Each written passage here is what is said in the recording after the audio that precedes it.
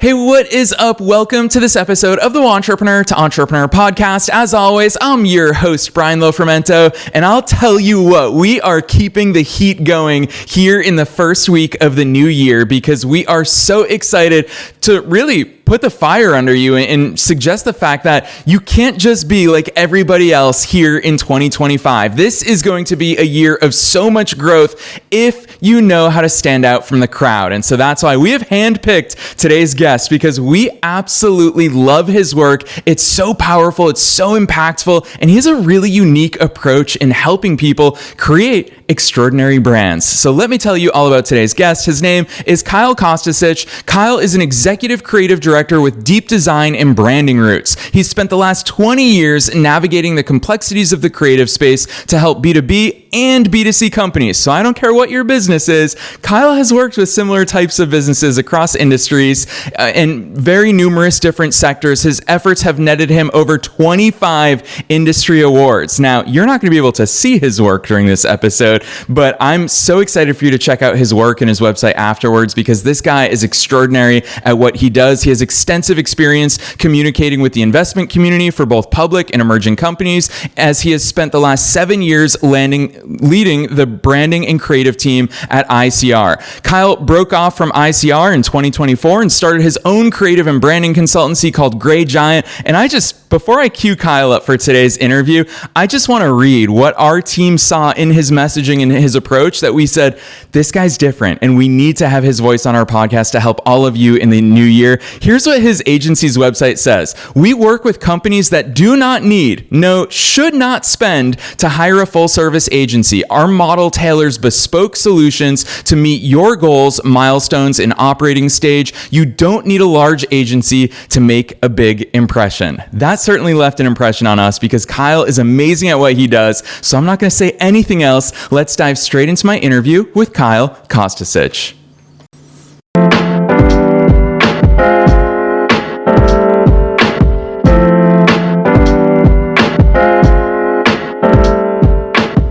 All right, Kyle, I'm so excited to have you here with us today. First things first, welcome to the show.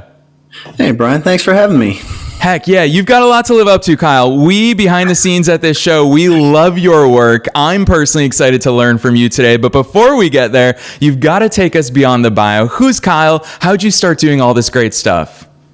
Oh, man. So I've always been drawn to the artistic side of things. So I was that kid that was drawing on the bottom of my shoes in class, drawing on my book jacket, all that stuff. Always took art classes. And I think as I got older, in high school, you start to think about how am I going to turn this into a career, because your parents and teachers sort of start stressing you out about you need to turn this into a living. So initially I thought, okay, I'll go to college for architecture. I can draw houses and I can make money doing that. I quickly found out that architecture wasn't for me. The artistic side of architecture was great. The engineering side and making sure that houses don't fall down was not something I was really passionate about. So I had an older brother at the time who was in college already. He was majoring in graphic design, and I said, that looks really cool. I want to try that. Switched over to graphic design, fell in love with it, and that was where my career started. So I started as a graphic designer, designing for Macy's initially in New York City, and eventually kind of worked my way up the creative director, from art director to creative director to running a creative group. I love that overview, Kyle, especially because that stuff, it permeates through all of the work that we see from you, even still to this day. You start with the art, but I'm going to push you a little bit deeper there because there's that age-old question, art versus science. And when we talk about brands, a lot of old business heads will want to talk about copywriting and emotions that we can bring up in the way that our brand shows up in the world. But it is a blend between the art and the science. I'd love to hear your perspective on that. 100%. So while I started as a designer, as I grew in my career, the existence of words to create the design is essential. So the way that I put it and the way that I learned it is the verbal, the words plus the visual equal a message in your brain. So without that, it's not design. So the difference between design and art is there to evoke emotion. Design is there to tell you and your brain something very specific. So as designers and as creative people, we are solving problems for a very specific need that a client has presented to us. So while the art, the thing that we create visually needs to resonate with people, it doesn't matter how artistic you can be if you're not solving that creative problem. So it is a science. It is very much problem solving, that you work with a client to really achieve something, and you're creating through that medium, through the words that you choose to write on the page, and through the way you stylize those words and the colors you choose. So it's all related, and it is very much a science. Because without it, then you are just creating art and you're leaving too much up for interpretation. Yeah, Kyle, I so respect the fact that this is your messaging and this is your approach, because just having gone through your work, I know how talented you are artistically and just creatively, but the fact that you so deeply tie it to the actual business strategic goals as well as the actual messaging and how you made that distinction between design. Kyle, I've talked to a lot of people in the branding space. I'm not sure I've ever heard it so clearly really defined right there about the difference between design and art. And so I want to push you there, because when you talk about creating all of these things, to me, as someone who's not as good at the things that you are, it seems like magic. Whereas I know that everything is intentional. Even if we talk about your own brand, Gray Giant, the visuals that are associated with it, the fonts, everything is so intentional about the way that your company shows up in the world. It leads me to ask that broad question of, where do we start as business owners? We know internally what we hope to convey to the world, but how do we even start bringing that to life? Yeah, well, you can hire Gray Giant, and we would love to help you. But on your own, you need to. So you can't overlook branding and what you're trying to communicate. So when we work with people to establish their branding, because a brand is simply just what people think about you. So you need to first align on what you want people to think about you. And then you need to look at all of the brand identity, the elements that make up your visual and verbal brand, and say, where do we need to be on that spectrum? So when we're setting a company or a service or a personal brand, we go through a whole strategic exercise before we start creating. We call it a brand roadmap. We look at where you're saying your brand needs to go. We look at your competition. We look at the space, and you want to make sure that you're always communicating within those parameters that you're putting on your brand. So if you want to be fun, you want to be modern, there are certain fonts that communicate that way. You're going to use sans serif fonts that are current. You may use all lowercase because that's something that's currently going on that people are used to seeing. Whereas if you're maybe a professional services businesses, you're going to choose fonts and color palettes that feel much more serious in nature. So everything that you select gives off a certain personality, and it's understanding where you want your personality to fit. And it's not to create something that is just an idea for a company. It should all be authentic, right? It should be what you're offering, because authenticity sells more than anything. Yeah, Kyle, I'll tell you what, hearing you talk about these things, it just reminds me of all those diagrams we've all seen online of the evolution of Apple's logo, for example, the evolution of Target or Google, all these brands that we all know and love, they have evolved over the ways as well. And so hearing you talk about kind of the all lowercase, it brings to mind brands like Amazon. That's something that has always been a part of their look. How do we as business owners, in conjunction with talented people like you, how do you balance that, the trendy things that the market expects and that we've come to associate with those big and successful brands that we all know and love, versus the more timeless things? I'm thinking about even Coca-Cola, for example. Of course, they've changed along the years, but even their retro looks, we still love it. They still sell those on the shelves in grocery stores. How do we balance that timelessness versus what's working now? Yeah, it's funny. I've actually just contributed to a conversation about this recently, because there's this pressure that comes with changing trends, especially within design. You see it everywhere, and the internet in particular is a very copycat place. So someone big does something, everyone does that. Right now, there's this big push towards making everything black and white. You see it with even companies like Cadillac, who historically had these colors and a very detailed icon in their logo. They've now stripped that out. It's just been all black and white because that's kind of the trend.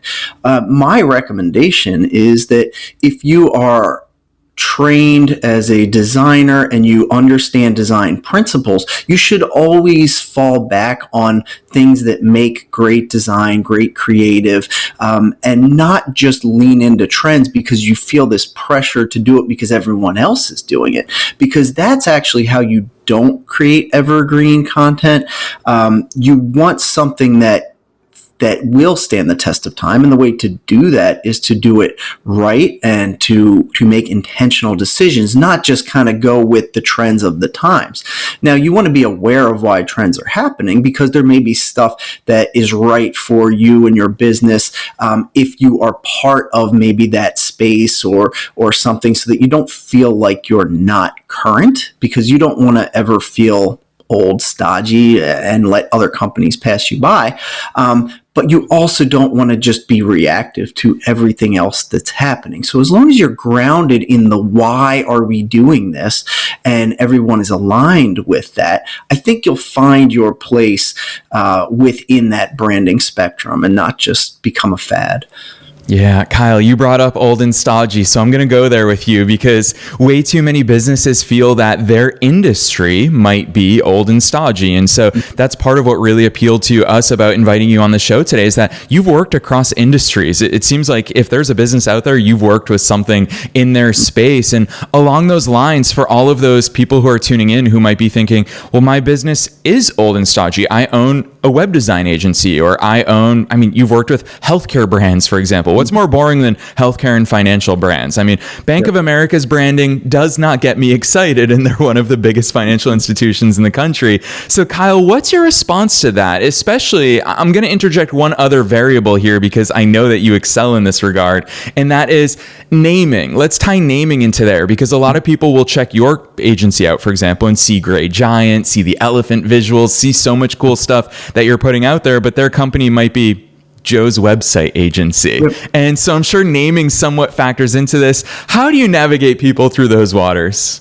Mm-hmm. So there are companies like Bank of America who are intentionally old and stodgy. They want to feel institutional because that's what they are, right? And I think what matters is where you want to be. If you feel old and stodgy and you feel like that is a detriment to your business, then you should definitely look at your brand and find creative ways to improve it. Companies should, I don't want to say rebrand, because I think people will think of that as redoing their logo, but they should look at their branding critically every 3 to 5 years, just to make sure that it is still current. And you see this from big companies too, who may even go as far as to update their logo. But within certain spaces, if you want to be a disruptor, then disrupt with your branding. Use colors that aren't typical for your space.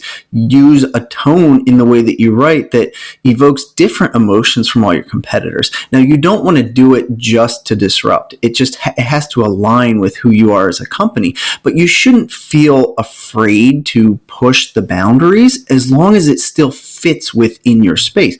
So if you're a healthcare company, you see a lot of the same colors in healthcare because things are triggered.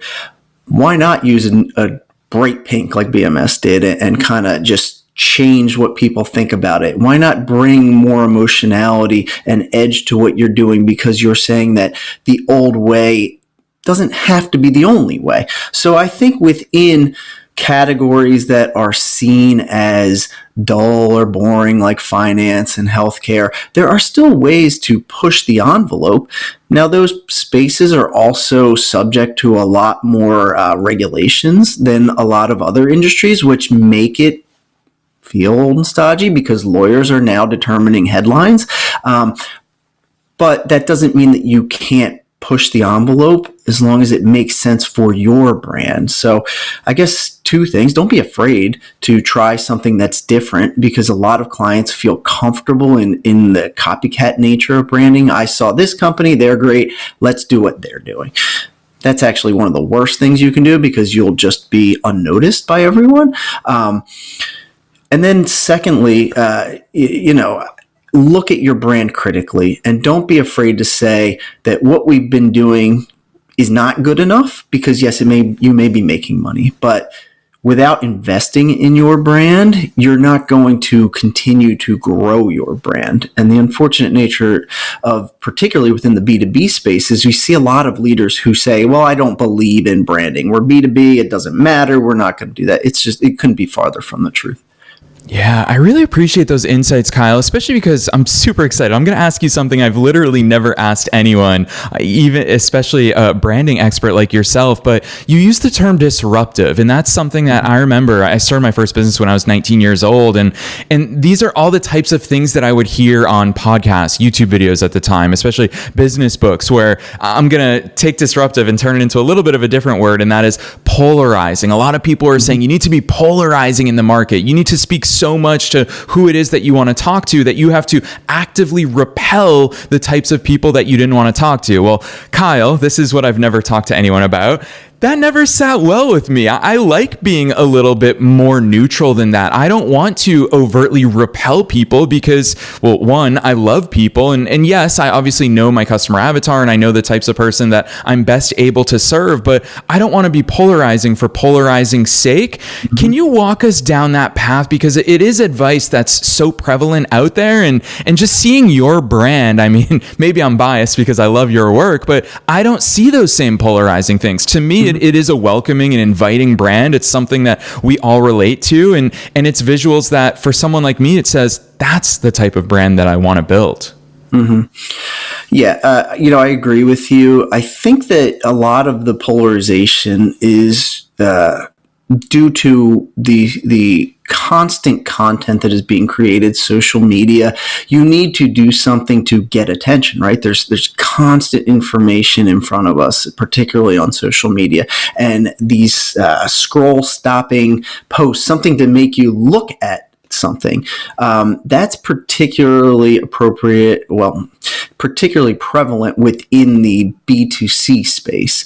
I think to be polarizing for a B2B company or for a company whose main focus is the investment community would be a big miss. It would be, in some cases, catastrophic, particularly for public companies.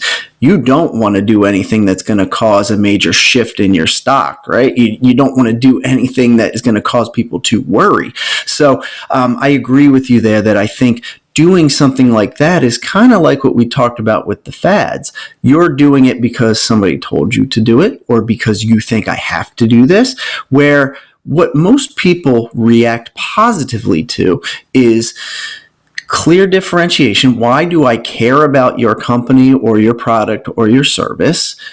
Do I feel like this is genuine, or someone's trying to just serve me something flashy?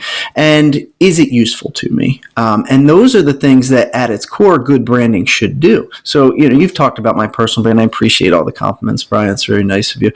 Where I sit as a company, Gray Giant, is in this consulting space, primarily B2B. It should feel likable, because I think that as someone who serves clients, I work very hard to be likable to them. So I hope my website has a little bit of my personality in it, but also feels clean and professional, because for me, it's, I'm showing you I can do this, right? So the website is a direct reflection of my work. For companies, for maybe small business owners, startups, entrepreneurs, whatever it is that you're using to sell, whether it's your presentation, your website, your business card, those are all opportunities to inject a little bit of who you are, why people should work with you into that. So if you're going to say, it doesn't matter, I'm very relationship based in what I do, people are going to go to your website. And if it looks like it was created by a high school student and has poorly communicating fonts and it doesn't give you a lot of information,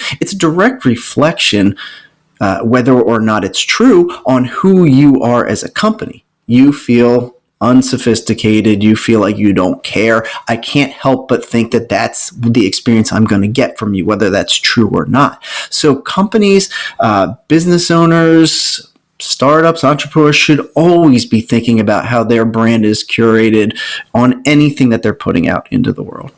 Yeah, Kyle, it speaks to one of my favorite concepts in both business and life, which is how you do anything is how you do everything, subconsciously or consciously. Those are the clues that we pick up on. You're absolutely correct. It's even little things for me. Like when I go to a website and the footer says copyright 2019, I'm thinking, have you not touched this thing in half a decade? Like that's mind blowing to me. And thoughts, Brian. That's funny. Yeah. So that stuff bothers me, but it's because of this concept that you're talking about, that all of these things, they leave clues about the standards that we hold ourselves to, and thus that we're going to hold ourselves to when we work with clients or customers or in our products, if we've got physical products, whatever it may be. So I really appreciate those insights. Underlying through all of this, Kyle, what I'm wondering is, as you're doing this work with your clients and building these brands, it sounds like it's a little bit of a balance about what represents the companies, the people, the entrepreneurs, the business owners, the teams themselves versus, and I guess I don't mean versus in the sports term, like truly against each other, but versus what are the consumers, the clients, the customers, how do they relate to it? How do we balance both of those elements within the brand that we're building? Yeah, I mean, you always want to define who the audience is. And for some clients, they have multiple audiences, and the brand needs to always ladder up to its master brand, what it is at its core, but then can pivot within those worlds. I think you used healthcare as an example earlier on. Healthcare has many different avenues of advertising and promoting itself. When they speak to HCPs, they speak very differently, healthcare professionals, than they do to consumers. And understanding who it is you're trying to please with your branding, the client is one thing, and they may make irrational decisions, and despite your best efforts, there's nothing you can do about that. But you should always try to understand who you're communicating with, what they expect to see, and what you're putting out. Getting information has never been easier now. If you're a B2C company, there are lots of ways that you can gain insights into what consumers want to see, whether they're reacting positively to something. So not just the initial branding, but then using insights and data to understand, do I need to pivot? Oh, they don't like this thing for some reason. Okay, let's go away from that. Let's go in this area where they seem to be reacting positively to it. So I'm not sure I'm answering your question directly, Brian, but I think being able to fit your brand where it belongs for each audience, the client being one of those, and then being able to monitor, adjust, and stay on top of your brand is essential for all companies. Yeah, Kyle, I'll actually say I do think you answered the question, because it's in your thought process of working it out in real time in front of us, of saying, well, you're maybe not going to get it right, but you have to be willing to reassess and adjust. And I think that ultimately is the answer, because as you were saying that, and I thought about the very question that I asked, I thought to myself, well, yeah, it's impossible to build a brand that both reflects me and my exact audience. I can just do my best, put it into the world, and then take it where the wind blows me from there. And I think that's a really important attitude to have. Kyle, I didn't tell you this before we hit record here today, but one of the things that as soon as our team came across your work, we said, this is something that makes Kyle different. We have to talk to him about it on the air, and that is naming. Kyle, I don't know if you fully appreciate how hard that is for all of us as entrepreneurs. Oh, yeah. We get a lot of emails from listeners about naming, and I threw a little bit of shade at Joe's website agency as an off-the-cuff example a little bit earlier. Please talk to us about naming, because I think we've all started with some sort of silly variation of our names or initials when we first started our businesses, but take us way beyond that. What does it look like to even sit down, and what do we consider in coming up with the right name for our brands? Yeah, naming is tough, because you may have a wonderful name and you may not be able to use it. There's really, initially, you want to make sure that a name is usable, so you can check the government's website, the trademark website, whether or not a name, if you have one that you like, is available, is not currently trademarked, and is not really prevalent in your space. You can literally search those things on the U.S. Government website. You also want to check certain things like URLs. You want to make sure that there's not a lot of competition. So you're going to go to Google, you're going to search these terms and see what pops up, because you don't want to be associated with other companies or negative things.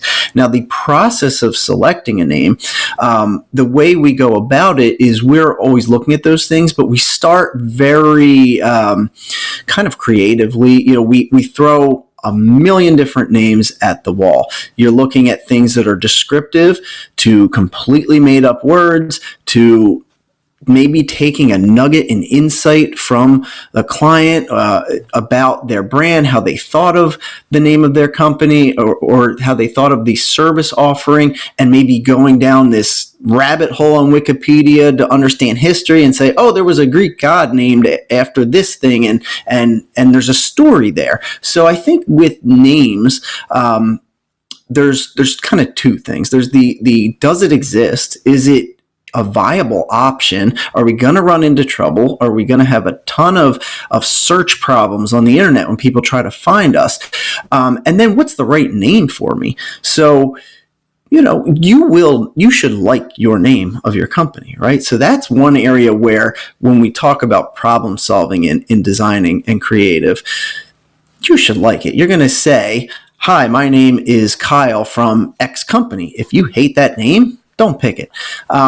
But it should also reflect your brand. So if your brand is a mom and pop bakery, it can be your name, and that makes perfect sense. But if you don't want to go that route, let's look at why you don't want to go that route. Okay, do you like this kind of name? Do you like this kind of name? So we typically present different buckets of names, different categories that walk you through. This is kind of extreme to this is kind of safe, and we maybe start with, 400 options on our side. We narrow that down, present about 50 to a client, and we get their tolerance level for certain things, because to your point, it's very difficult these days. People buy up all the URLs that exist. There's tons of companies in the world, and it's getting harder. But so to do that in 1 or 2 words, which is typically what you want, does get more difficult. But it's a process. It's a creative process. Yeah, Kyle, can you give us some examples of some of those buckets? Because I'll just give you one example of what I always struggle with is I think about my favorite brands and their names have nothing to do with what they are. For example, when I think about a financial brand that really visually appealed to me as a consumer and one that their user interface was amazing, was Mint. What does Mint have to do with financial? It's just something that they came up with a great name. They grew it really rapidly and they've since been acquired. And so that was a really successful brand. But then on the flip side, you can go the all too literal route of Joe's website design agency. So what are some of the examples of those buckets? Yeah, you have companies that are descriptive of what they are, like Dunkin' Donuts, right? They shortened it to Dunkin' recently, but Dunkin' Donuts, we're selling donuts. You have things that are more out there, like Nike. Nike is not called Nike shoes. It just, when it was invented, it was Nike. It was named after a Greek goddess, and there was something you had to inform behind that. And then there are completely made up words that didn't exist. Maybe it's a combination of two things. So we look at these buckets, and you kind of go from the safe and staid descriptive terms as like, this is the safe side of the house, to going and trying to play with maybe letters or phrases that shouldn't be together all the way on the other side of the spectrum. So we kind of have like 4 buckets there that we try different names in those different columns.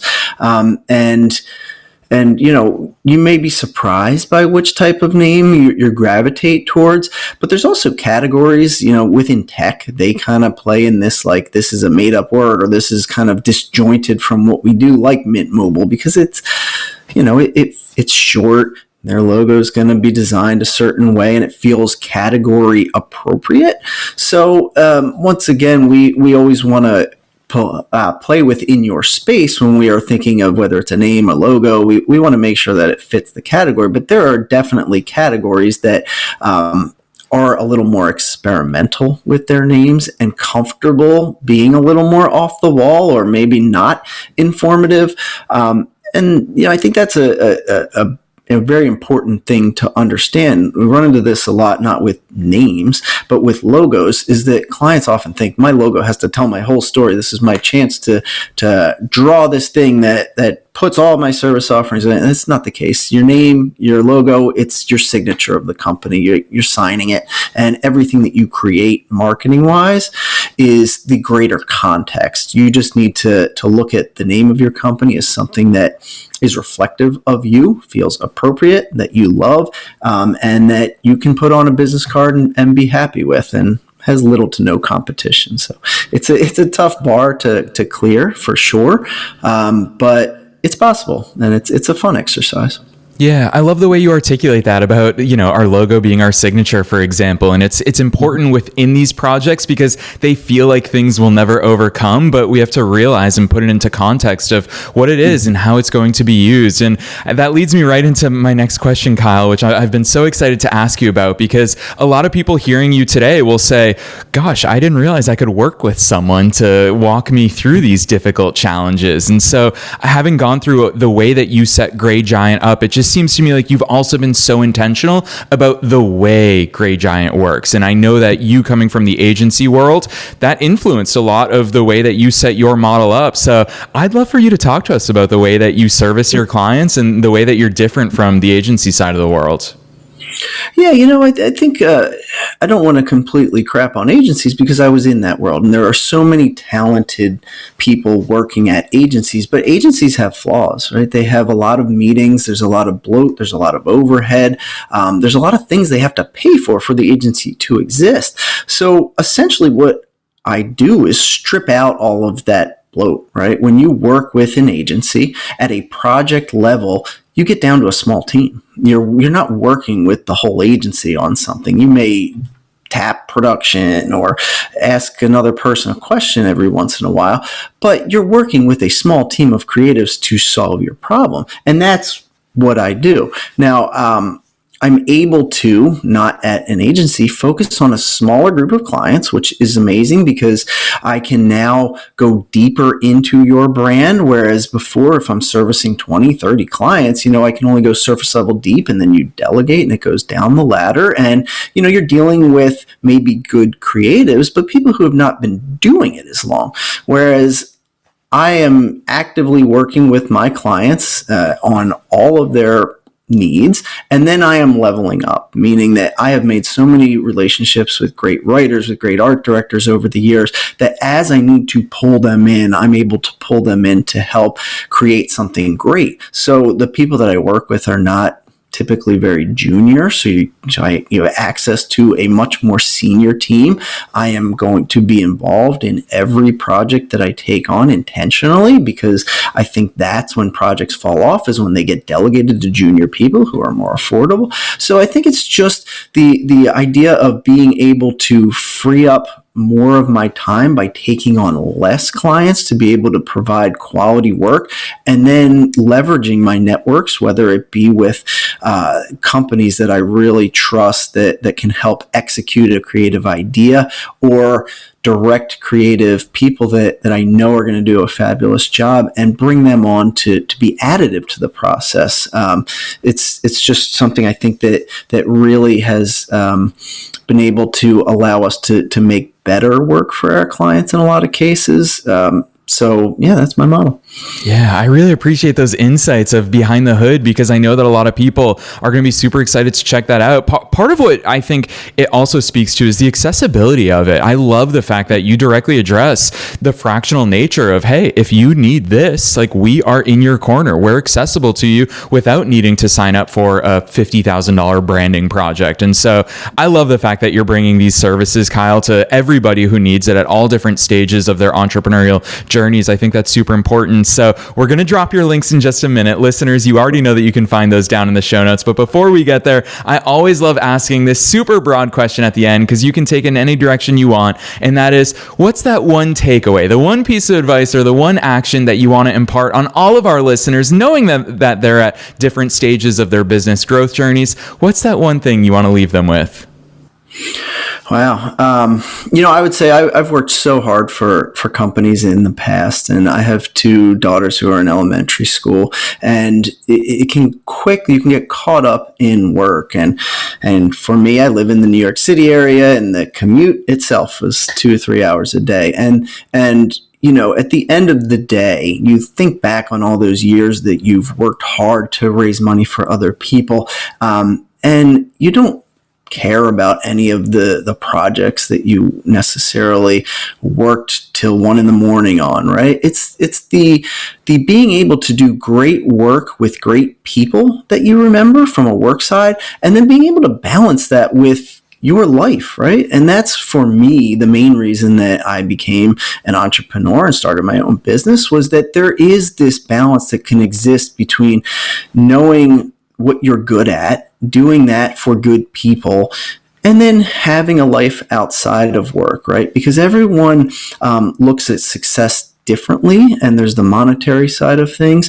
But at the end of the day, it's being able to be happy, to be able to spend time with the people you love, and be able to then also do great, memorable work and look back on it and say, that was a great person. I loved working with her. I hope she's doing well, right? And that's the kind of stuff that ultimately stands out, not all the grunt work that you did in the beginning of your career.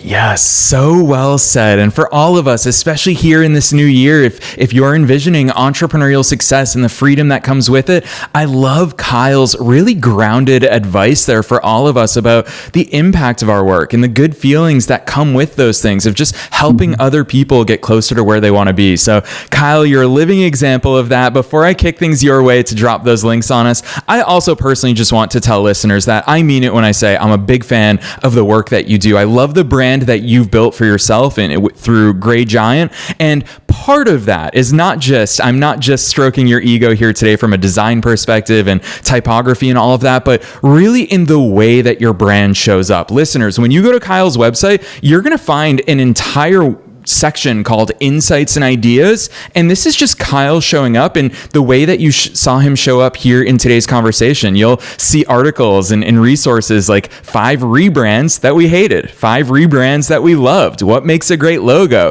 what should your investor presentations accomplish. So much of Kyle's brain is there for you as a resource through the way that Gray Giant says, you know what, we want to create a stampede of great brands, and we want this to be part of our impact in the world. So Kyle, queuing you up there, I guess that's the easiest segue ever for you. Drop those links on us. Where should listeners go from here? Yeah, thanks, Brian. I appreciate all that. And, I'm happy to share my thoughts with the world in a way that I hope is digestible for people. But yeah, please do visit us at gray-giant.com.